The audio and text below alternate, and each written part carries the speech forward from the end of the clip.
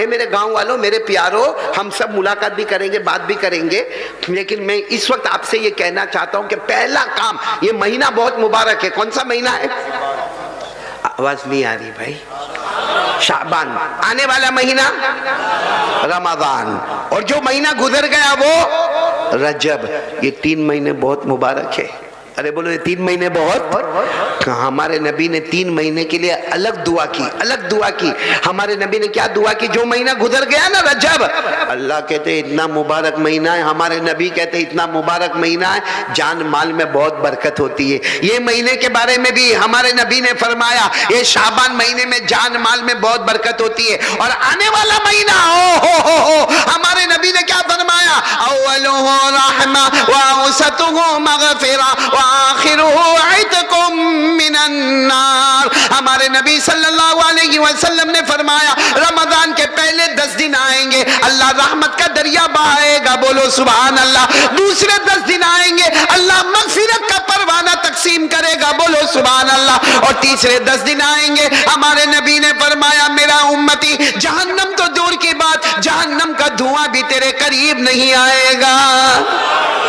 और ये 3 महीने को हमारे नबी ने अलग से, हाँ आप लोग भी ये मांगेंगे, मैं भी मांगूंगा। हमारे नबी ने कौन सी दुआ मांगी? अल्लाहुम्मा बारिक लना फी रजब व शाबान व बल्लिगना रमजान। आप लोग आमीन कह दो, आपको भी सवाब मिलेगा। हमारे नबी ने दुआ मांगी, अल्लाह जो हमारे यहाँ पे महीना गुजर गया रजब, अल्लाह उसमें बरकतें अता फरमा, बोलो आमीन। अल्लाह जो महीना शाबान में है, अल्लाह जान माल उमर में बरकत अता फरमा। आवाज नहीं आ रही है? और अल्लाह आने वाला रमजान महीना में इत्मीनान से पहुंचा दे, और जो तेरे वादे हैं वो सब वादे हमें अता फरमा दे, आमीन। मेरे दोस्तों, पहली बात पक्की हुई तो मैं आगे चलूं आगे? नहीं, पक्की नहीं हुई। एक बार पूरे यकीन के साथ बोलो, करने धरने वाला कौन? आवाज नहीं आ रही, बोलो ना, करने धरने वाला कौन? पूरा मजमा मेरा साथ देगा। एकदम एकदम यकीन। सबसे बड़ा कौन? अल्लाह। अल्लाह की ताकत के आगे कोई ताकत, अल्लाह की कुदरत के आगे कोई कुदरत। एक बार साथ में बोलो ना, अल्लाह एक, बोलो अल्लाह। आवाज से बोलो, कुल हुवल्लाहु अहद अल्लाहु समद लम यलिद व लम यूलद व लम यकुल लहू कुफुवन अहद। अल्लाह तबारक व तआला फरमाते, मेरे नबी ऐलान कर दो, हम सब का अल्लाह एक। पूरा मजमा बोलेगा, हम सब का अल्लाह एक है। आगे क्या फरमाया? अल्लाहु समद, अल्लाह किसी का मोहताज है, अल्लाह को किसी के सहारे की जरूरत है। लम यलिद व लम यूलद, अल्लाह न किसी के अब्बा बने, न अल्लाह किसी के बेटे बने, न जने गए। वलम यकुल लहू कुफुवन अहद, अल्लाह की कसम, अल्लाह की तरह कोई माबूद नहीं। हम सब का पैदा करने वाला कौन? अल्लाह। अब पूरा मजमा साथ में बोलेगा, हमें खिलाने वाला कौन? बोलो अल्लाह। हमें पिलाने वाला कौन? अल्लाह। आसमान और जमीन का बनाने वाला कौन? अल्लाह। अर्श और फर्श का बनाने वाला कौन? अल्लाह। अरे पहाड़ों को जमीन पे लाने वाला कौन? अल्लाह। जमीन में दरियाओं को बहाने वाला कौन? अल्लाह। आसमान पर आफताब और महताब और सितारे लाने वाला कौन? अल्लाह। अल्लाह की ताकत के आगे बोलो न कोई ताकत। यकीन बन गया? हाँ बोलो ना। करने धरने वाला कौन? हमें लुकमा लुकमा कौन खिलाता है? हमें ये कपड़ा कौन देता है? अल्लाह। हमें घर किसने दिया? बीवी बच्चे किसने दिए? ये हमारी जो सांस चलती है कौन करने वाला? जब सब अल्लाह करता तो फिर अल्लाह के सामने होशियारी काय को करते हो? बोलो ना, सब करने वाला कौन? तो किससे डरने का? कौन डरता है अल्लाह से? डरते तो हाथ ऊपर करो ना, उसमें घबराने की क्या बात है? डरते ना अल्लाह से? नहीं, आवाज नहीं आ रही भाई। डरते अल्लाह से? अगर अल्लाह से डरते हैं, बोलो अगर अल्लाह से, तो मैं भी आज आपको वादा करता हूँ, मैं नहीं वादा करता, कुरान में 4 पारे में लिखा है, अल्लाह ने फरमाए मेरे बंदो, अल्लाह फरमाते हो मेरी बंदी हो, मेरे से डरो, मेरे से डरो। अब हमने तो हाथ ऊपर करके कहा अल्लाह हम तुझसे, फिर आवाज नहीं आ रही है, अल्लाह हम तुझसे, तो अल्लाह ने कहा अगर तू डरता है, अगर तू अपनी बात में सच्चा है, अगर मेरी बहन और मेरी माँ और मेरी बेटी अपनी बात में सच्चे हैं कि मैं और आप अल्लाह से डरते हैं, तो अल्लाह भी वादा करते हैं, याद रखना मौत के वक्त तू चाहेगा न चाहेगा मैं तुझे कलमा नसीब कर दूंगा। सुभान अल्लाह। फिर अल्लाह क्या कहते हैं, सिर्फ कलमा नसीब नहीं करूंगा, बगैर हिसाब किताब तेरे को जन्नत में पहुंचा दूंगा। सुभान अल्लाह। ये कहाँ पर लिखा हुआ है कुरान में? ये मेरी उंगलियां देखो, कुरान में कहाँ पर लिखा हुआ है? मैंने बोलो ना, पारा नंबर। अल्लाह ने फरमाया, या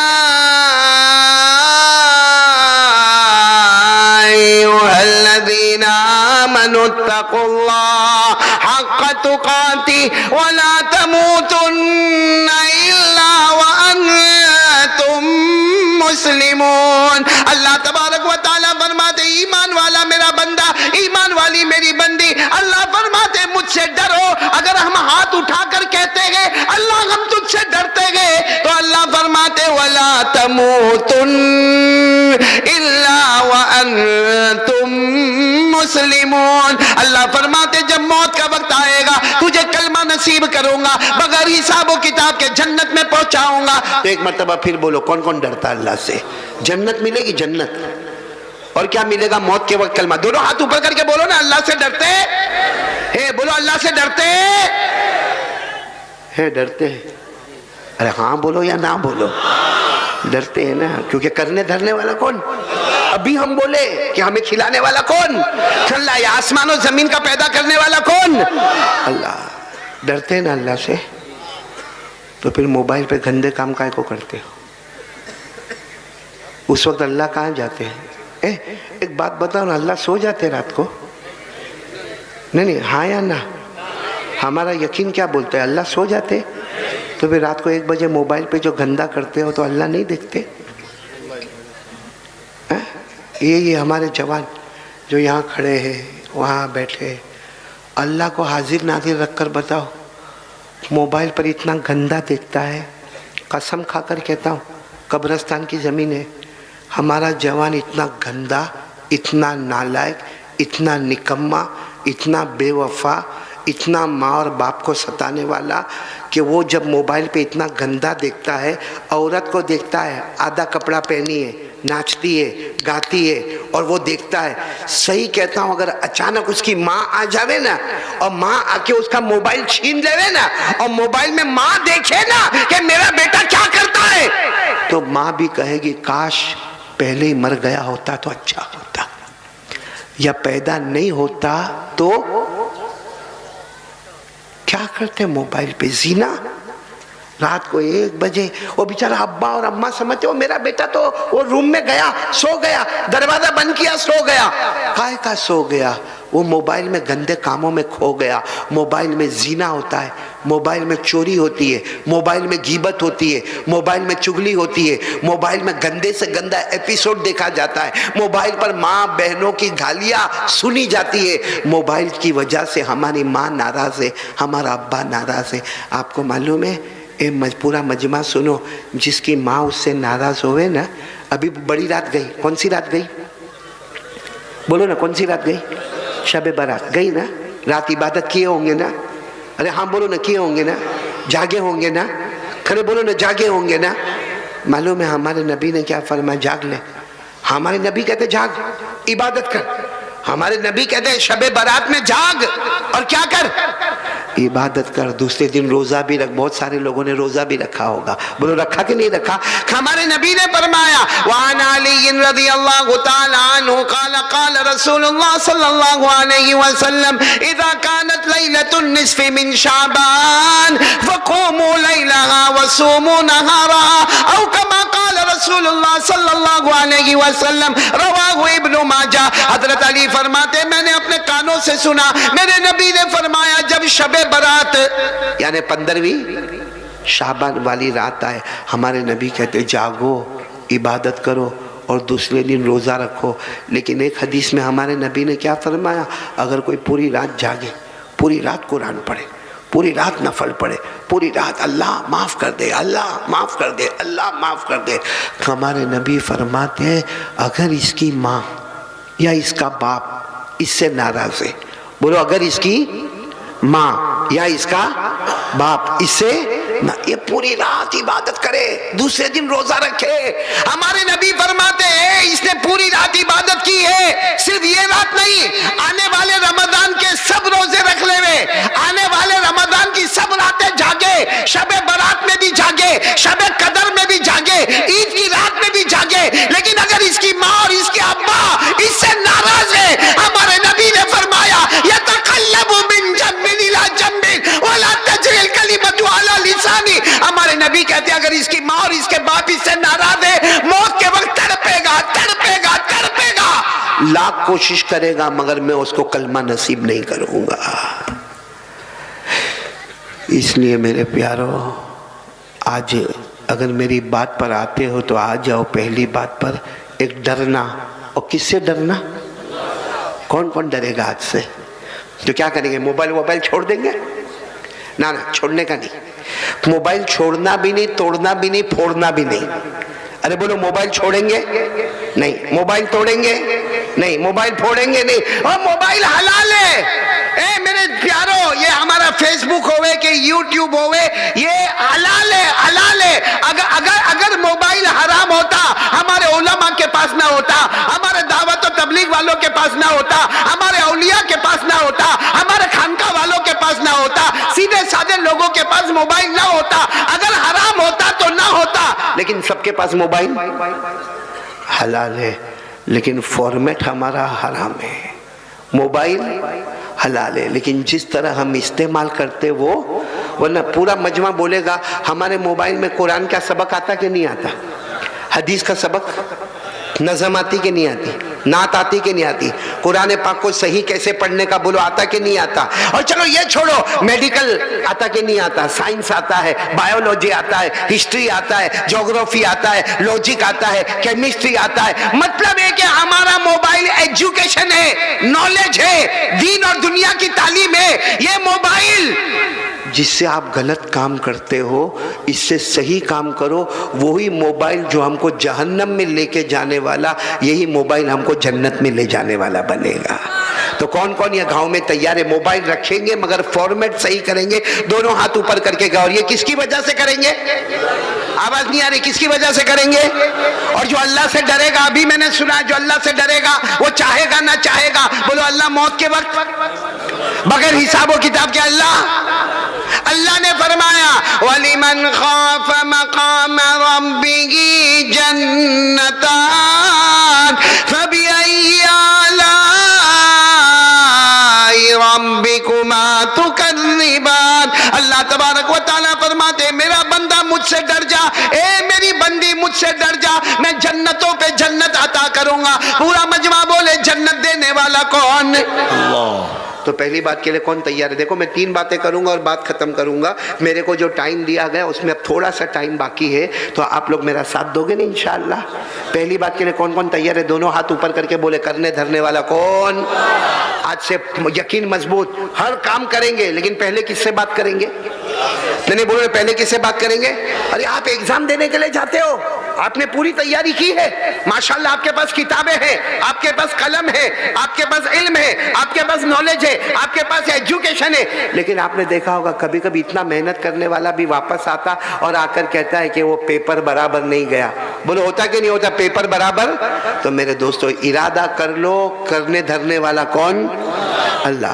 पहली बात पक्की करे तो मैं दूसरी बात पर आऊं। दूसरी बात के लिए कौन कौन तैयार है? अभी से हाथ ऊपर कर दो, दोनों हाथ ऊपर करो और साथ में बोलो, दूसरी बात साथ में बोलो, मुस्तफा का दामन।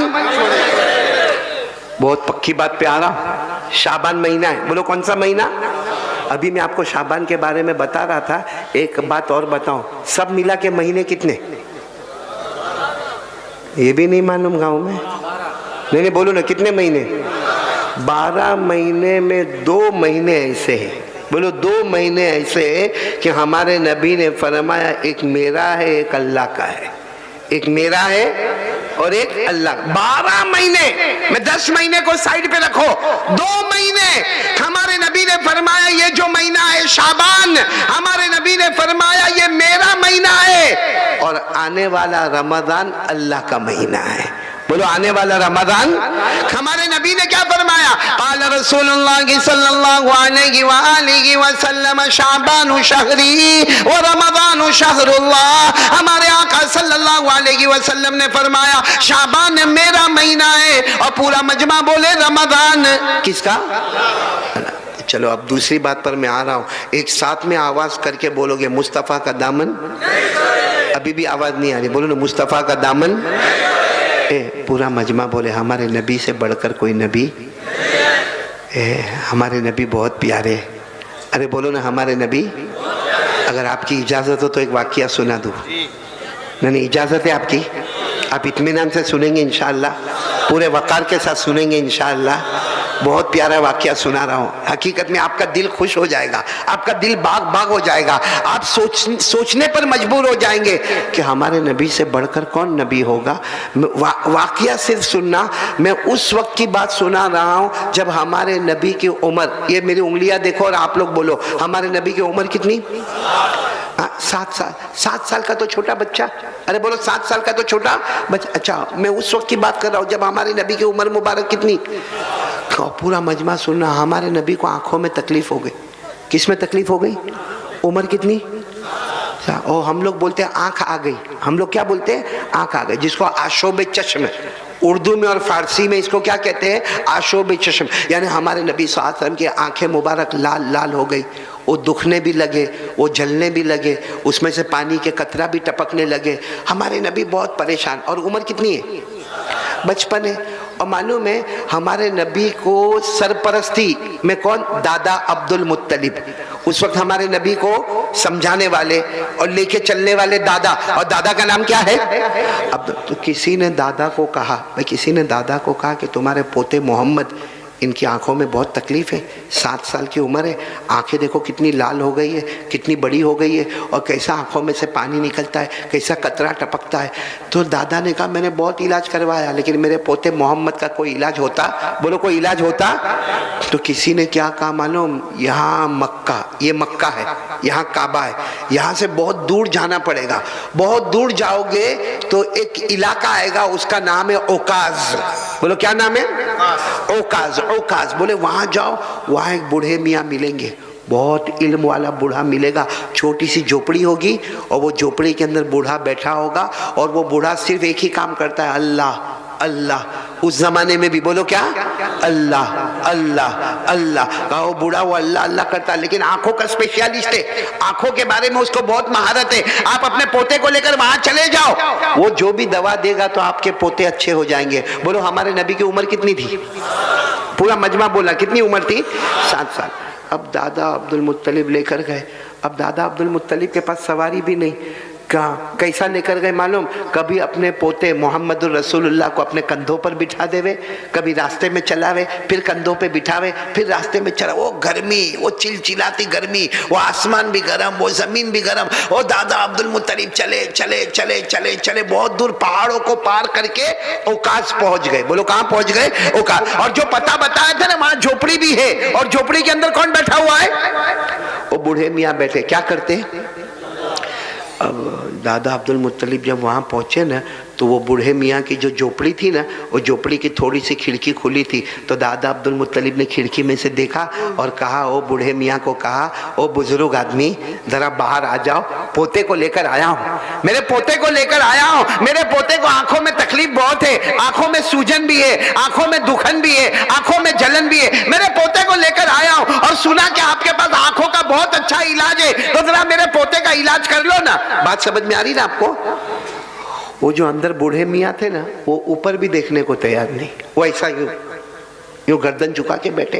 अब दादा बार बार, दादा अब्दुल मुत्तलिब बार बार जोर जोर से खिड़की बजावे, ए भाई सुनो, ओ भाई सुनो, जरा बाहर आओ, ओ मेरे पोते का इलाज लेने आया, और फ्री में लेने नहीं आया, मेरे पास खाना पीना सवारी नहीं है, लेकिन तुम्हारी फीस लेकर आया हूं। तुम जितनी फीस बोलोगे मैं दे दूंगा, लेकिन एक बार बाहर आकर मेरे पोते को देखो तो सही। अब बोलो वो बूढ़े मियाँ उठने को तैयार नहीं, यूं गर्दन झुका। कोई वहां से गुजर रहा था तो दादा अब्दुल मुत्तलिब ने कहा ये दरवाजा नहीं खोलते, अंदर गर्दन झुका के बैठे। तो गुजरने वाले ने कहा दरवाजा नहीं खोलेंगे, वो तो मन्नत मानी है, किसी से बात नहीं करेंगे। तो दादा अब्दुल मुत्तलिब ने कहा कितने दिन की मन्नत मानी है? कहा 3 दिन की मन्नत मानी है, वो किसी से बात नहीं करेंगे। तो दादा अब्दुल मुत्तलिब ने कहा आज कौन सा दिन है? कहा पहला दिन है। ओहो, इसका मतलब है अब क्या करने का? आज का दिन भी इंतजार करने का और कल भी। और तो दादा अब्दुल मुत्तलिब की आंखों में आंसू आ गए, मोहम्मद की तरफ देखा। हमारे नबी की उम्र कितनी थी? ये सब सुनना। हमारे नबी की तरफ देखकर कहा क्या करेंगे मोहम्मद, क्या करेंगे मोहम्मद, हमारे पास तो खाना भी नहीं, सवारी भी नहीं, इतना पानी भी हमारे पास नहीं, और ये तो मन्नत मान के बैठे, ये तो आज भी नहीं बाहर आएंगे। भैया अपनी झोपड़ी से बाहर आने वाले आज भी नहीं आएंगे, कल भी नहीं आएंगे, परसों भी नहीं आएंगे। तो दादा अब्दुल मुत्तलिब ने क्या कहा, पोते मोहम्मद चलो वापस चले जाए, आएंगे 3-4 दिन के बाद आएंगे, चलो वापस चले जाए। उस वक्त हमारे नबी की उम्र कितनी थी? क्या फरमाया मालूम? हम वापस नहीं जाएंगे, ये बाहर आएंगे। बोलो सुभान अल्लाह। हम वापस नहीं जाएंगे, ये बाहर। तो दादा अब्दुल मुत्तलिब ने कहा कैसे आएंगे, वो मन्नत मानी है, मन्नत मानी है, 3 दिन तक बात नहीं करेंगे, बाहर नहीं आएंगे, न खाएंगे न पिएंगे। हमारे नबी ने फिर कहा दादा फिक्र मत करो, अभी आएंगे। बोलो अभी। बस इतना हमारे नबी ने फरमाया। हालांकि उम्र कितनी थी? हमारे नबी ने इतना फरमाया जमीन में जलजला आया। बोलो जलजला समझते हो? क्या बोलते आप लोग? भूकंप। भूकंप, अर्थक्वेक भी बोलते हैं उसको, अर्थक्वेक इंग्लिश में जलजला। अच्छा, जलजला पूरी जमीन में नहीं आया, सिर्फ झोपड़ी के नीचे ही आया। अब जब जलजला आवे भाई, जब जमीन हिलने लगे तो कोई आदमी अंदर बैठ के अल्लाह अल्लाह करता रहेगा, इबादत करता रहेगा? माफ करना, ये हमारा गांव बहुत मुबारक है और अल्लाह इसको मुबारक रखे। आमीन बोलो, आमीन, आमीन। अल्लाह खूब बरकत देवे, बोलो आमीन, आमीन। लेकिन अगर अभी यहाँ जमीन में जलजला आवे, आप लोग क्या करोगे? भागेंगे कि नहीं? वह कोई इधर भागेगा, कोई उधर भागेगा, कोई कहेगा भी मौलाना क्या नाम है, नेमतुल्ला नाम है ना, अजमतुल्ला, कोई मुफ्ती अजमतुल्ला को कहेगा भागो मत, वो कारी अहमद अली बैठा है। कारी अहमद अली तेल लेने गया, यहाँ जमीन हिलती है ना।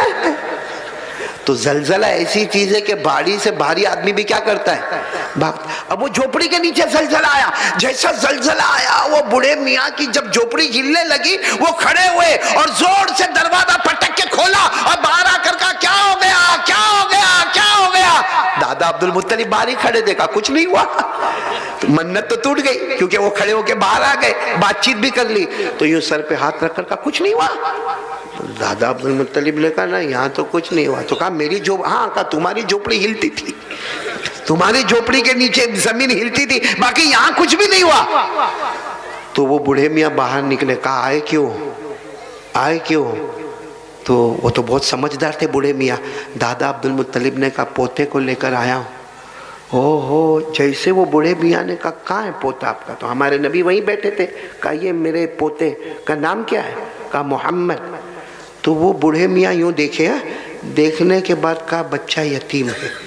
बच्चा, क्योंकि हमने आसमानी किताबों में पढ़ा है ये वो बच्चा है जो आगे चलकर नबियों का नबी बनने वाला है। सुभान अल्लाह, सुभान अल्लाह। और कहा कि ये यतीम है। तो दादा अब्दुल मुत्तलिब पहले तो कहना नहीं चाहते थे कि यतीम है, लेकिन जब वो सामने वाले ने कह दिया तो कहा ये यतीम है, इनके अब्बा अल्लाह को प्यारे हो गए और मैं दादा हूँ, मेरा नाम अब्दुल मुत्तलिब है, मैं काबे का मुतवल्ली हूँ, काबे का ट्रस्टी हूँ, काबे का जिम्मेदार हूँ और तुम्हारी पूरी फीस लेकर आया हूँ, तुमको मेरे पोते की आंखों का इलाज करना। पूरा मजमा बोलेगा हमारे नबी यतीम थे कि नहीं थे?